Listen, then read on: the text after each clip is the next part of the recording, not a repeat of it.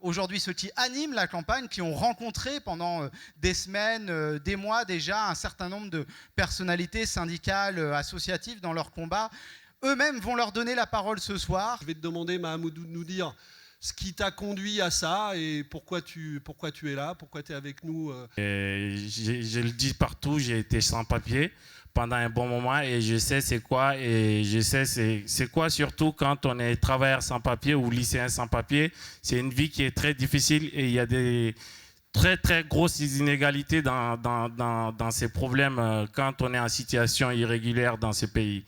Alors quel est ce projet, ce grand projet inutile d'Île-de-France, comme Clémentine Autain vient de nous le dire? C'est le projet EuropaCity sur le triangle de Gonesse. Le triangle de Gonesse, pour ceux qui ne connaissent, qui sont plus au sud de la région parisienne, se trouve entre les deux aéroports, l'aéroport de Roissy et l'aéroport du Bourget. C'est un territoire compliqué à urbaniser parce qu'il est justement entre les deux aéroports et qu'on ne peut pas y faire de la ville, on ne peut y faire que de l'activité, puisque sous les avions, on ne peut pas faire de logement. Et c'est ce gouvernement socialiste qui est en train de mener des politiques contre les droits des femmes. Donc j'appelle toutes les femmes, entre autres, à apposer aussi un vote sanction envers ce gouvernement, parce que c'est ce gouvernement qui s'est assis sur la promesse d'un ministère pour les droits des femmes. Et nous, on le sait, en tant qu'association, on n'a plus d'interlocuteurs pour défendre nos droits. C'est ce gouvernement qui a reculé face à la fachosphère en supprimant les ABCD de l'égalité, parce que, oh mon Dieu, on allait apprendre l'égalité à nos enfants. Et donc ça allait faire des théories du genre qu'on n'a jamais réussi à définir. Et si on croit un peu au projet républicain, si on croit un peu à l'égalité des chances, si à un moment donné on se dit l'école c'est le levier pour vivre la République, c'est un levier pour défendre des valeurs communes. Et il n'y a que cet endroit-là dans lequel les gamins peuvent se retrouver à égalité si on arrive à compenser les inégalités qu'il y a par ailleurs. S'il n'y a plus cet espace-là, si les régions se substituent à ce que doit faire l'école, alors on va plutôt alimenter des inégalités.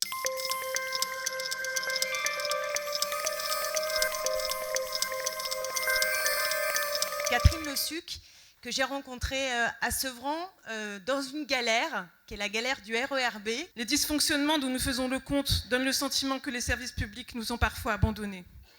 Il faut que les fonds publics soient utilisés pour ceux dont le temps de transport est le plus long, c'est-à-dire l'Île-de-France et ses habitants. Nous voulons changer la gouvernance des transports, que les voyageurs du quotidien aient leur mot à dire.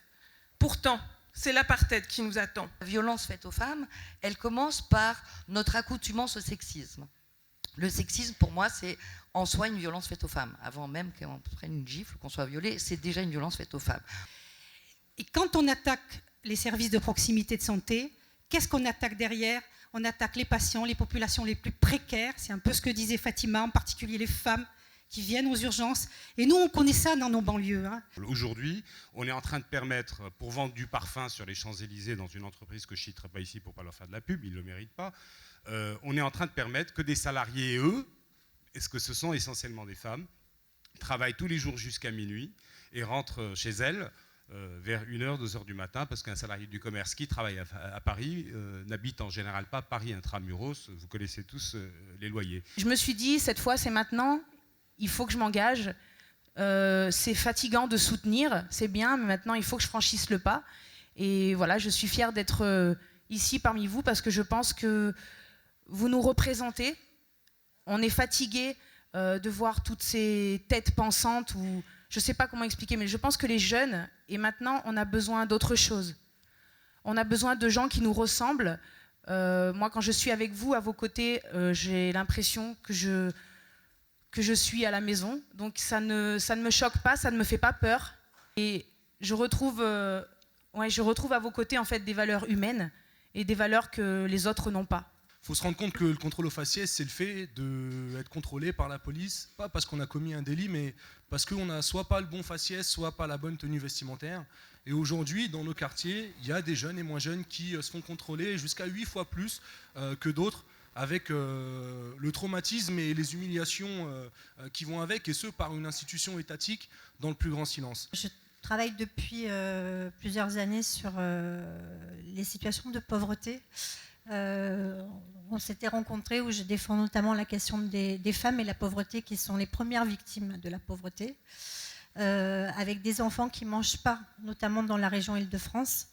300 000 enfants qui n'ont pas de domicile, des femmes que je rencontre qui ont moins de 2 euros par jour et par personne pour manger. C'est une réalité. Alors, ce n'est pas des films.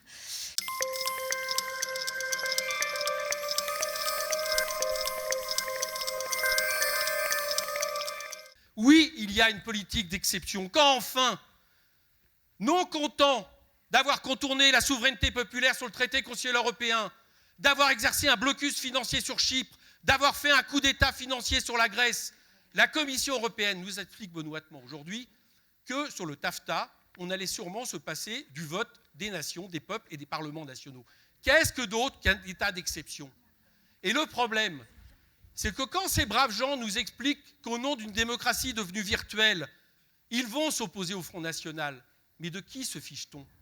C'est le moins bon rempart face au Front National, puisque le Front National se nourrit justement de mettre sur la question de la souveraineté celle du repli identitaire ethniciste. Et c'est vrai que nous sommes rassemblés aujourd'hui pour porter un objectif commun que nous avons ramassé autour de cette formule, nos vies d'abord. Mais nos vies d'abord, c'est bien plus qu'un slogan, c'est une vision du développement du monde qui nous rassemble, qui nous unit.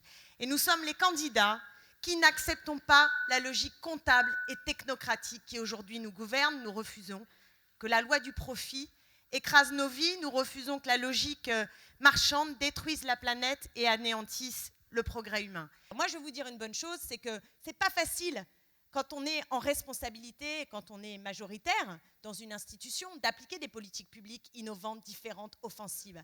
Mais il y a une chose dont je suis sûre, c'est que si on n'est pas à un niveau d'exigence très très élevé, alors on ne parvient à ne changer rien du tout.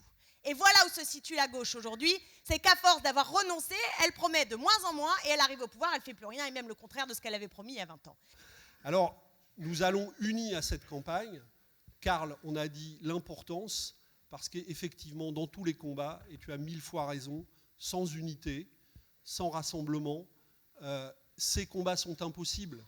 Parce que les forces coalisées, puissantes, très organisées, très concentrées, qui sont en face de nous, qui concentrent beaucoup de pouvoir, beaucoup d'argent, eh bien, si nous ne sommes pas nombreux, rassemblés, unis face à eux, nous n'avons aucune chance d'infléchir réellement les décisions et de regagner le pouvoir qu'ils nous ont confisqué. Qu'on ne nous dise pas que nous vivons dans une région où les richesses sont hors de portée, que nous demandons des choses impossibles.